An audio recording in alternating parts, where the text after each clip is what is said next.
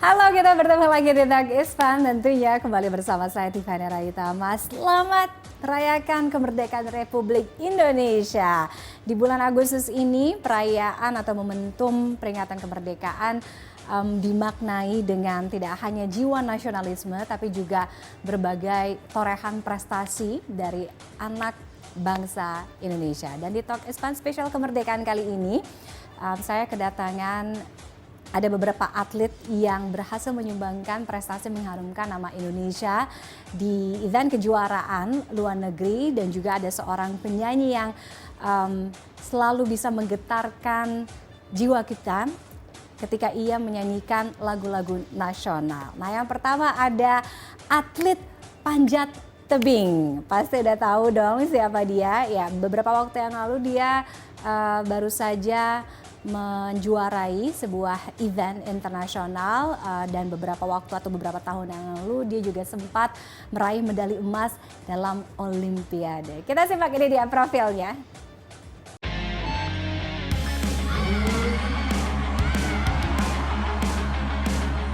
Dua medali emas menjadi persembahan istimewa atlet panjat tebing Fedrik Leonardo dan Desak Maderita dari kejuaraan dunia panjat tebing 2026 di Chamonix, Prancis pada bulan Juli lalu.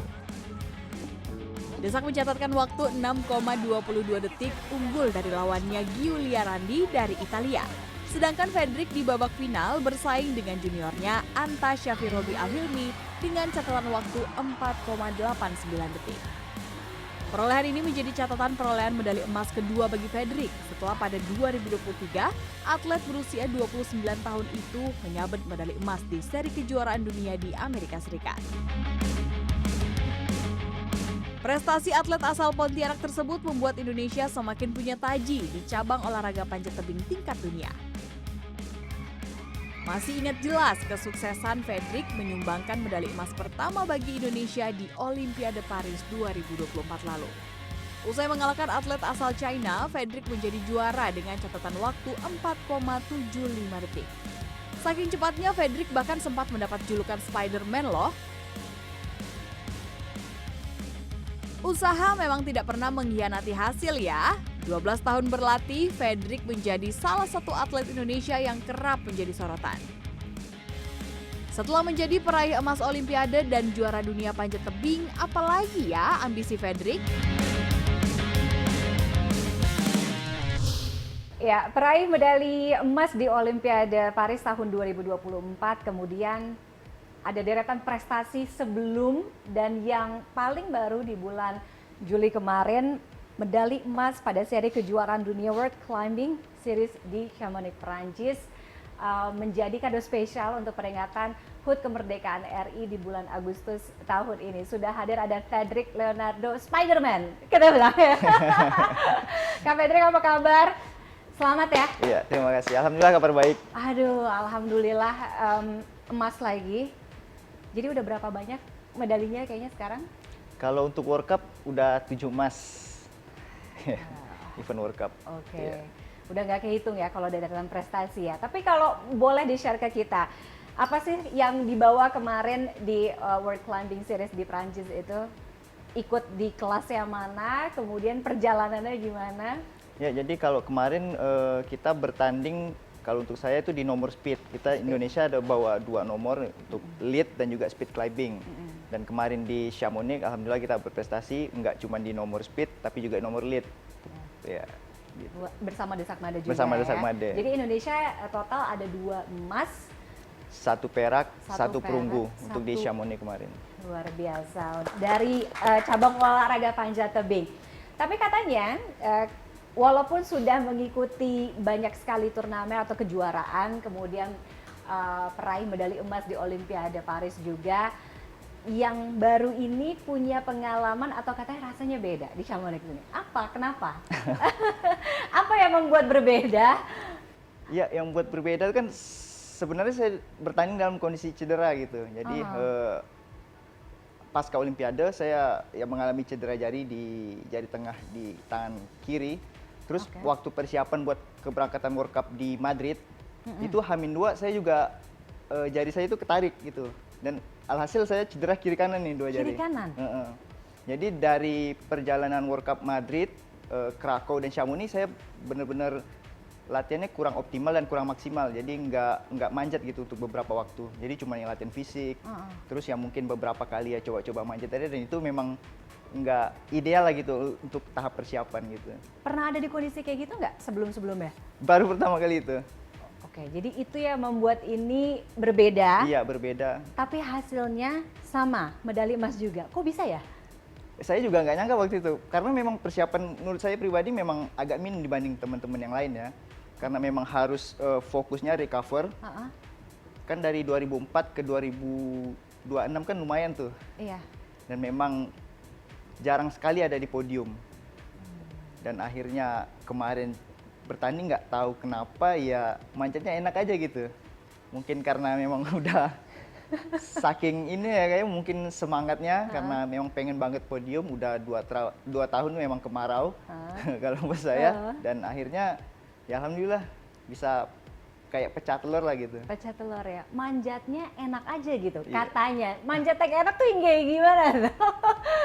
Ya manjatnya tuh kayak enak aja gitu. Nggak kepikiran ini sakit atau kalau digas itu bakalan memperparah cedera atau kayak gimana gitu. Jadi memang kalau memang strateginya kita datang tanding tuh, kalau saya tuh lebih kayak ya udah ikut aja gitu, nggak masang ekspektasi buat podium atau gimana, tapi lebih ke fokus ke event gedenya gitu. Jadi ini cuman kayak Karena partisipasi. ini di turnamen dunia Turnamen ya, dunia. kejuaraan dunia ya. Oke, cedera kiri kanan. Sementara dua bagian ini kan yang paling diandal, ya selain kaki tentunya Iya. ya. Ini yang paling diandalkan untuk apa? Manjat. Kan.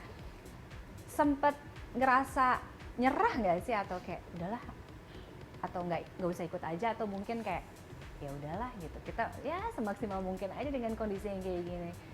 Kalau nyerah sih enggak, tapi lebih kayak mengevaluasi sih. Mungkin ya nggak tahu dari saya recovery yang kurang, atau mungkin ya terlalu memaksakan, terlalu ambisius gitu kan, kalau pengen menang terus akhirnya jebol gitu. Jadi memang ini ya jadi pengalaman lah gitu, kalau untuk latihan keras tuh ya harus imbang juga dengan istirahatnya gitu, nggak bisa kita forsir diri kita itu, karena ya pasti ada resikonya gitu.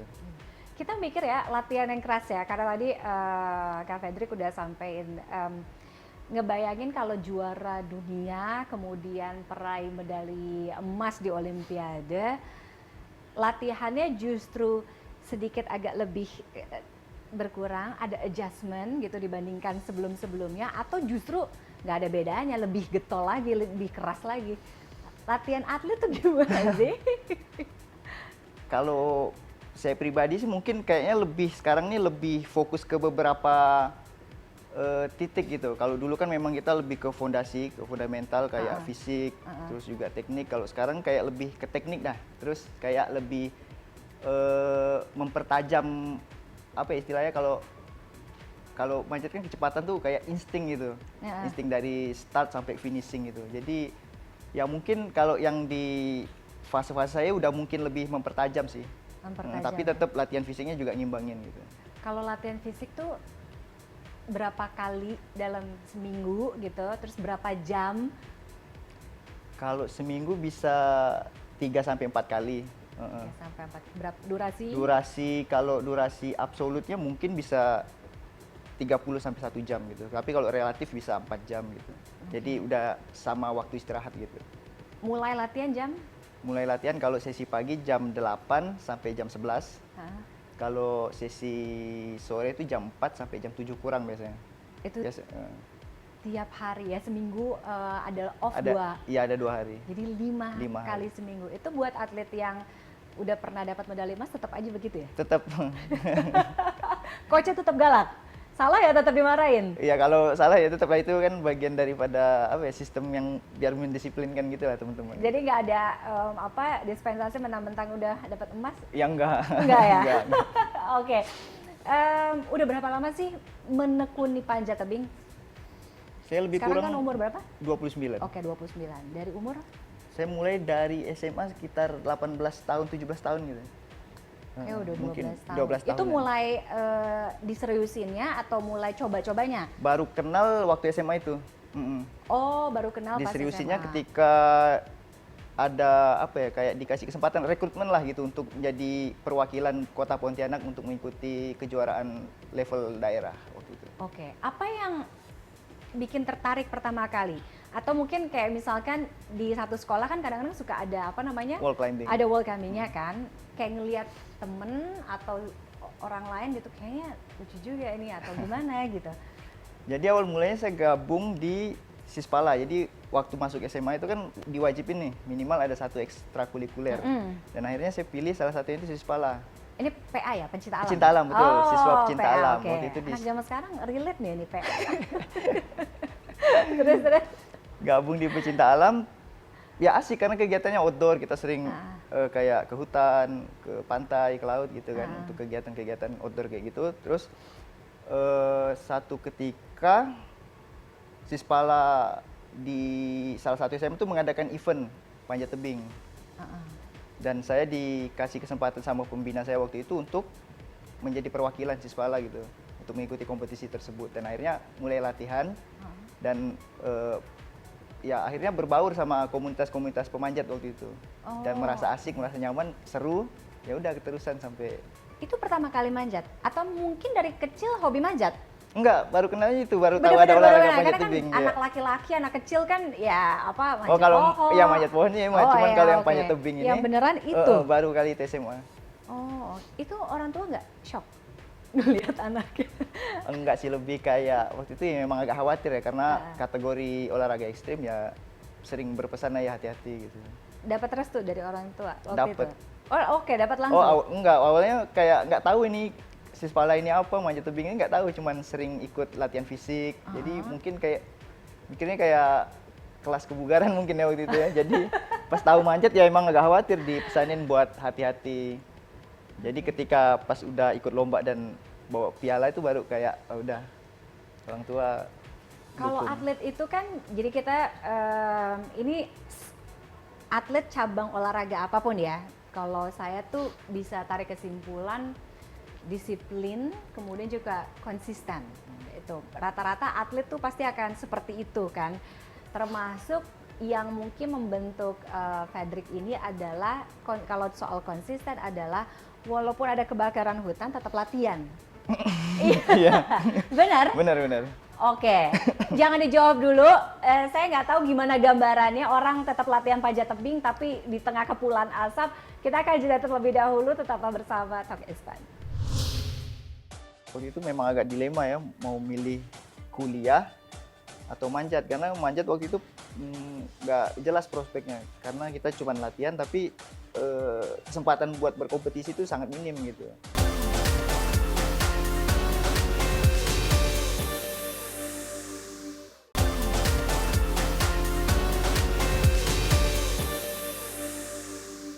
Kembali lagi di Talk Expand, masih bersama Fedrik Leonardo. Kak Fedrik, jadi kalau ngomong lanjutin soal konsistensi, gimana ceritanya orang bisa tetap latihan manjat tapi ada kepulan asap karhutla gitu? Itu kapan? Itu sekitar tahun 2014. Jadi persiapan buat prakualifikasi PON Jawa Barat waktu itu. Oh, itu di masa persiapan prakualifikasi justru? Betul. Jadi waktu itu saya dan beberapa teman tuh memang dapat kesempatan buat mewakili Kalimantan Barat buat event tersebut. Ya persiapannya pas banget, pas lagi kebakaran hutan. Jadi kita cuma punya waktu training center waktu itu sekitar 2-3 bulan. Dan itu kan waktunya sangat itu udah nggak ada pilihan lain lagi, memang harus begitu keadaannya gitu? Iya, Tetap karena latihan. memang latihannya di outdoor. Iya. Ya memang harus udah harus latihan kayak gitu udah. Ngep begitu. Ngep. Jadi memang waktu itu juga mata perih, terus nggak, jarak pandang itu bener-bener. Ya nggak mungkin pakai ini kan, pakai kacamata pelindung nggak mungkin. Pakai apa namanya, masker oksigen juga nggak mungkin. Iya, dan itu memang apa ya, susah ngelihat gitu. Jarak pandang terbatas, kemudian ya udaranya nggak sehat lah. Oke, tapi itu tetap berjalan, tetap dihadapi. Nggak, udah deh kayaknya nggak bisa nih gitu. Tetap jalan untuk kualifikasi PON-nya ya. Iya. Oke. Katanya juga pernah jatuh bahkan pingsan. Iya. Iya. Kok bisa? Itu pas masih kecil atau apa? Iya, waktu masih kecil, masih SD sih ingat saya. Masih SD. Jadi Ah. kan rumah saya kan di dekat sungai gitu, Ah. jadi sering banget main ke sungai. Oh. Dan waktu itu memang saya tuh lagi nakal-nakal gitu, memang sering bikin Sekarang udah heboh. nggak nakal ya? Udah enggak, Oh enggak. udah fokus ke panjat soalnya. Ah. Jadi sering main sama teman di sungai, ya memang sering bikin heboh, saya sering jatuh gitu, pernah juga ketabrak, dan itu yang salah satu paling saya ingat sih, Ketabrak. Iya, tabrak motor, karena kan kalau main lari-larian kan kita memang nggak iya. lihat kiri kanan kadang gitu. Emang masa kecil seorang Fredrik tuh kayak gimana sih? Kalau dulu tuh kita sering main sama teman-teman gitu, main bola gitu sampai maghrib, Mm-mm. terus kayak berenang di sungai gitu. Mm-mm. Ya pokoknya kayak gitu lah, khas-khas bocah-bocah kampung gitu. Nah sekarang kan udah jadi apa namanya atlet besar gitu ya. Ketika kalau pulang ke Pontianak gitu, ada yang berbeda nggak? Berbeda. Orang-orang terhadap Fredrik, ini Oh Fredrik iya, tuh gini. Oh. ada yang berbeda. Sekarang kayak orang lebih kenal gitu. Kalau misal ketemu kayak Kak Fedri gitu. Jadi memang ya karena Olimpiade kemarin kali. Jadi banyak orang-orang di kota Pontianak itu yang kenal sama saya dan akhirnya pengen, Kak mau coba ikutan panjat tebing gitu. Jadi animo masyarakat tuh pengen panjat tebing tuh makin rame. Oke, jadi ini adalah putra asli Pontianak, Kalimantan Barat yang jadi inspirasi untuk orang-orang di Pontianak untuk bisa ngikutin jejaknya ya. Iya. Oke, menurut Fredrik apa sih yang menjadi kunci keberhasilan bisa sampai sebesar sekarang? Berarti kan 12 tahun ya, Iya. kurang lebih 11-12 tahun konsisten ada di panjat tebing ini. Pernah nggak ada momen gitu atau ada kepikiran kayak udah deh pindah haluan aja, kayak nggak cocok jadi atau nggak cocok sama olahraga ini gitu, coba olahraga yang lain kayak, atau misalkan kayaknya memang nggak cocok jadi atlet nih gitu. Pernah itu waktu awal-awal berkarir gitu di daerah, Masih di Pontianak? masih di Pontianak. Waktu itu memang agak dilema ya, mau milih kuliah atau manjat, karena manjat waktu itu nggak jelas prospeknya, karena kita cuma latihan tapi kesempatan buat berkompetisi itu sangat minim gitu. Jadi ya waktu itu sempet kayak putus asa lah, udah latihan setahun 2 tahun tapi memang karena sesuatu hal nggak bisa berangkat kompetisi, terus juga eventnya juga nggak jalan waktu itu, galaunya di situ. Dan akhirnya ya udahlah, pas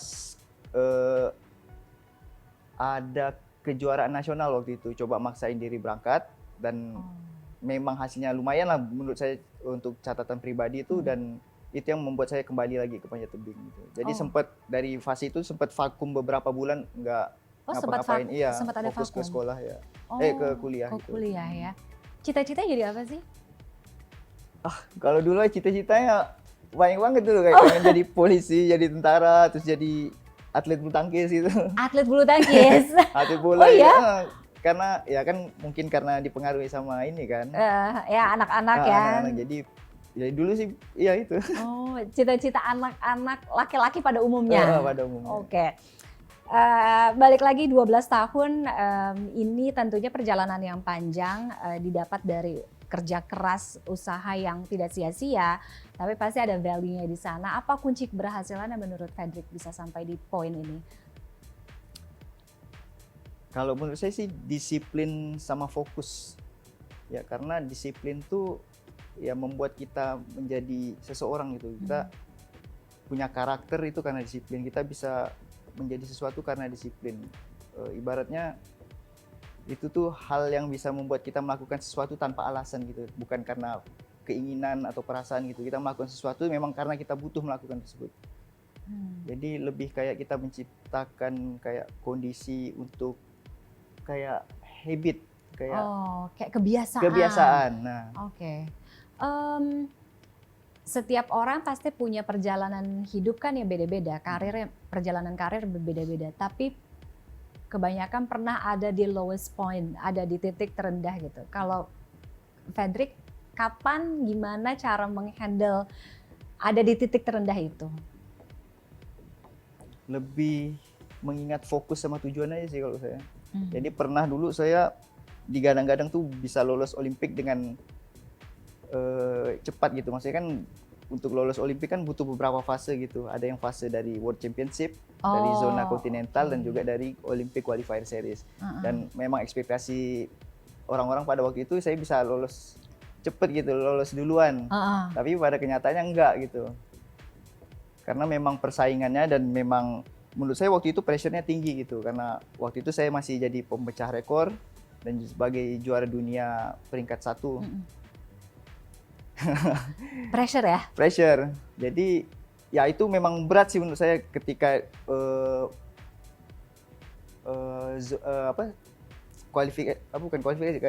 qualifier pertama itu saya nggak lolos dan harus latihan lagi.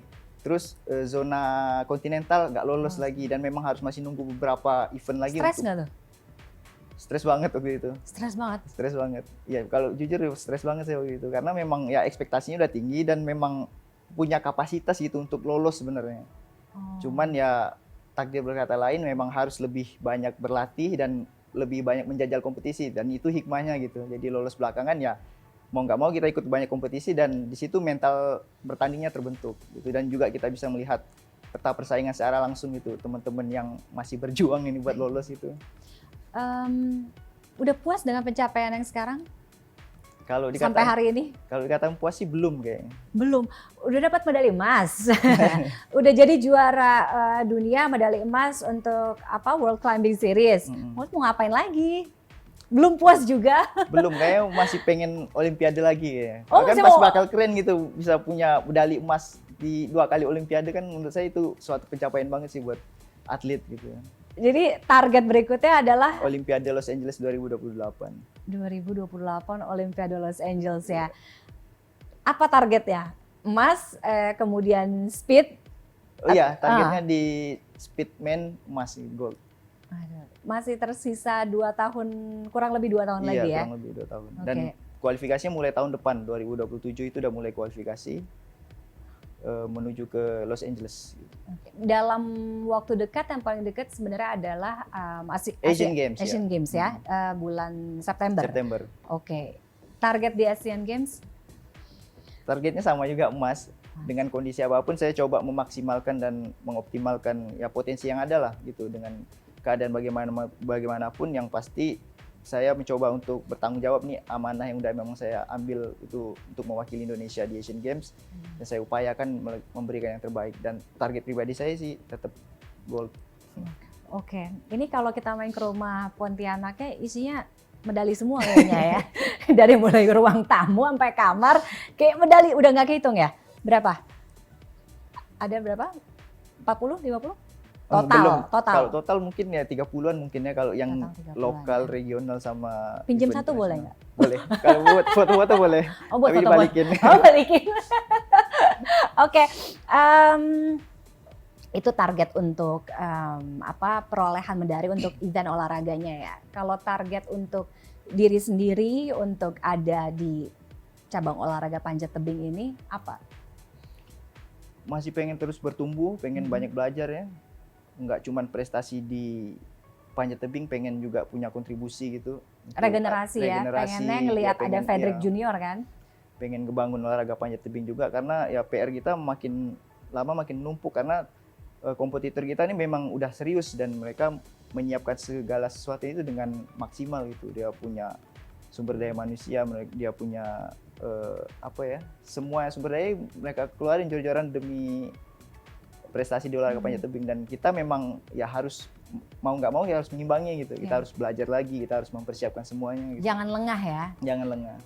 Kita jadikan kekuatan Fredrik, atlet panjat tebing Indonesia ini untuk bisa semakin berkompetisi, compete sama negara-negara lain gitu ya. Dan bisa menaklukkan dunia. Jadi orang mindsetnya adalah panjat tebing, kejuaraan dunia Indonesia. Iya. Terima kasih, sukses sekali lagi. Terima kasih sudah memberikan satu torehan prestasi untuk Indonesia. Ini kado untuk kemerdekaan HUT RI tentunya. Kita tunggu nanti Asian Games, Los Angeles Olympic ya kan, dan kejuaraan-kejuaraan lainnya yang bisa semakin menambah prestasi untuk panjat tebing regenerasi tentunya ya. Sukses selalu untuk Fedrik Leonardo. Terima kasih sudah hadir di Talk Is Fun kali ini. Terima kasih Kak Fedrik. Usai jeda kami akan kembali, tetaplah bersama kami. 3 tadi ya. Kalian juara berapa? Satu, tiga-tiganya satu. Juara satu. Tiga-tiganya kalian juara 1. Hebat banget.